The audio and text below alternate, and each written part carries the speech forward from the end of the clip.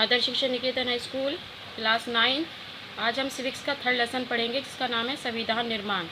कि संविधान का निर्माण कैसे, पिछले लेसन में आपने पढ़ा था कि संविधान किसे कहते हैं और भारत का संविधान क्या है। इसमें पढ़ेंगे हम कि दक्षिण अफ्रीका में किस तरह से लोकतंत्र शासन स्थापित किया गया, उससे पहले क्या था। तो सबसे पहले देखेंगे कि संविधान होता क्या है। कुछ नियम होते हैं जिनका पालन नागरिकों और सरकार दोनों को करना होता है। ऐसे नियमों को सम्मिलित रूप में जो नियमों को लागू किया जाए उसे कहते हैं संविधान। देश का सर्वोच्च कानून कैसे संविधान नागरिकों के अधिकार, सरकार की शक्ति और उसके कामकाज के तौर तरीकों का निर्धारण करता है। कौन करता है? ये संविधान। ठीक है। हाल के दिनों में संविधान बनाने का एक उदाहरण दक्षिण अफ्रीका का है। उसमें क्या हुआ, दक्षिण अफ्रीका के लोगों ने किस तरह संविधान का निर्माण करने का काम को अंजाम दिया। ठीक है। इस अध्याय में हम भारतीय निर्माण के साथ साथ जो दक्षिण अफ्रीका में लोकतांत्रिक शासन स्थापित हुआ उसके बारे में पढ़ेंगे। तो यहाँ से देखेंगे जिसमें सबसे पहले नेल्सन मंडेला, ठीक है, जो कि दक्षिण अफ्रीका में उन्होंने इसमें लोकतंत्र शासन स्थापित करने में अपना योगदान दिया था, उनके बारे में पढ़ेंगे। उनके एक नारे के बारे में पढ़ेंगे। उन्होंने उसमें नारे में क्या बोला था? मैंने गोरों के प्रभुत्व संघर्ष खिलाफ संघर्ष किया और मैंने ही असभ्यता के प्रभुत्व का विरोध किया है। मैंने एक ऐसे लोकतांत्रिक और स्वतंत्र समाज की कामना की है जिसमें सभी पूरे लोग मेल जोल के साथ रहें और समान अवसर उपलब्ध हो।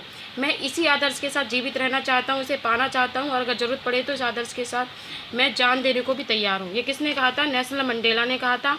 परंतु वहाँ के जो गोरे लोग थे, क्योंकि हमारे देश में नहीं, बाहर के जो देश हैं उसमें रंग भेद की नीति है कि गोरे और कालों का में भेदभाव किया जाता है। जिस प्रकार हमारे देश में, भारत में पहले जाति प्रथा थी, इसी तरह दूसरे जो देश हैं, कई देश हैं जिनमें रंग भेद पे वो आई है कि रंग भेद की नीति अपना रखी है।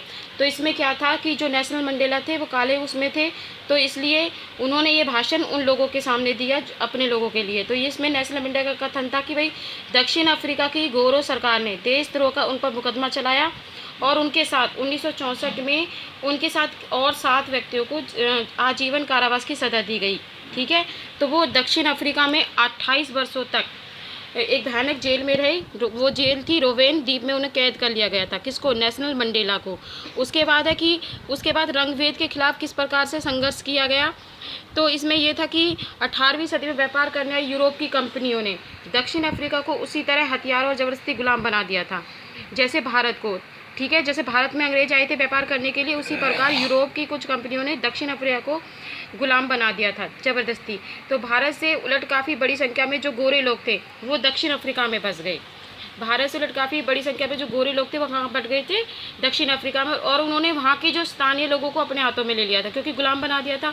इस प्रकार रंग भेद की राजनीति ने लोगों ने की चमड़ी के रंग के आधार पर उन्हें 2 भागों में बांट दिया। दक्षिण अफ्रीका की जो स्थानीय लोगों की चमड़ी का रंग काला होता है, तो आबादी में उनका 3 हिस्सा चौथाई था और उन्हें असफेद कहा जाने लगा, यानी कि उनको काले कहा जाने लगा। और सफ़ेद और असफेदों के अलावा वहाँ मिश्रित नस्लों के, जिन्हें रंगीन चमड़ी वाला कहा जाता था। ठीक है। इस तरह से 3 प्रकार के लोग हो गए वहाँ पर।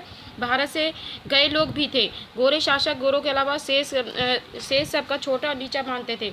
इन्हें क्या क्या अधिकार नहीं थे? इन लोगों को वोट डालने का अधिकार नहीं था, उन्हें गोरों की बस्तियों में जाने का अधिकार नहीं था, परमिट पर भी वे वहाँ जाकर काम कर सकते थे। रेलगाड़ी, बस, टैक्सी, होटल, अस्पताल, स्कूल, कॉलेज, पुस्तकालय, सिनेमा घर, नाट्य गृह, समुद्र तट, तरनालय और सार्वजनिक शौचालयों में भी गोरे लोगों के लिए कदम अलग अलग इंतजाम थे। इसे पृथक अलग अलग करने का इंतजाम कहा जाता है। काले लोग गोरों के लिए आरक्षित जगह, तो उनका गिरजाघर में भी नहीं जा सकते थे। ऐसे विधों का संगठन बनाने और भेदभावपूर्ण व्यवहार का विरोध करने का अधिकार नहीं था। ठीक है। तो इन लोगों को किन को अधिकार नहीं था? जो काले थे। 1950 से ही रंगीन चमड़ी वाले जो मूल के लोगों ने रंग भेद की प्रणाली का संघर्ष किया। उन्होंने विरोध प्रदर्शन किया, हड़तालें की, शासन प्रणाली का विरोध करने का नेशनल कांग्रेस के झंडे तले एकत्रित किए और मजबूत और कम्युनिस्ट पार्टी में शामिल हो गए। अनेक समझदार और संदेश गोरे लोग भी उनमें रंग भेद के समाप्त करने के आंदोलन में उन्होंने भी भाग लिया था। ठीक है। अनेक देशों ने इस रंग भेद की नीति की भी क्या की थी? निंदा की थी और इसके खिलाफ आवाज़ उठाई थी। लेकिन गोरी सरकार ने हजारों स्तर पर रंगीन चमड़ी वाले लोगों की क्या करती थी? हत्या कर दी थी और उन पर शासन स्थापित किया था। ठीक है। एक और नए संविधान की ओर। रंगभेद के खिलाफ जब संघर्ष और विरोध बढ़ता गया तो सरकार को एहसास हो गया कि जबरदस्ती से जो काले लोग हैं उन पर राज कायम नहीं किया जा सकता, ठीक है।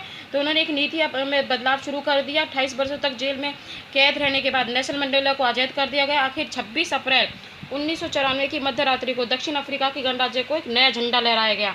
तो वहाँ पर कौन सा शासन स्थापित हो गया? लोकतंत्र शासन स्थापित हो गया। रंगभेद वाली शासन प्रणाली को समाप्त कर दिया गया। मिलीजुली सरकार के गठन का रास्ता खुल गया, ठीक है। इस तरह से दक्षिण अफ्रीका के पहले राष्ट्रपति नेल्सन मंडेला के मुंह से, कौन बने दक्षिण अफ्रीका के पहले राष्ट्रपति? नेल्सन मंडेला के मुंह से ये जाने कि उन्होंने क्या कहा था। उन्होंने ये कहा था कि भाई नए लोकतांत्रिक दक्षिण अफ्रीका के उदय के साथ असफेद और सफ़ेद के जो बीच में जो भेदभाव है उसको भूल जाएं और गोरों को माफ़ कर दें। उन्होंने कहा अपने लोगों से कहा कि सभी नस्लों के स्त्री पुरुषों की समानता, लोकतांत्रिक मूल्य, सामाजिक न्याय और मानवीय अधिकारों का निर्माण करें। एक पार्टी ने दमन और नेशन हत्याओं के जोर पर शासन किया, दूसरी पार्टी ने आज़ादी की लड़ाई की अगुवाई की और संविधान के निर्माण के लिए दोनों ने साथ साथ बैठा लिया।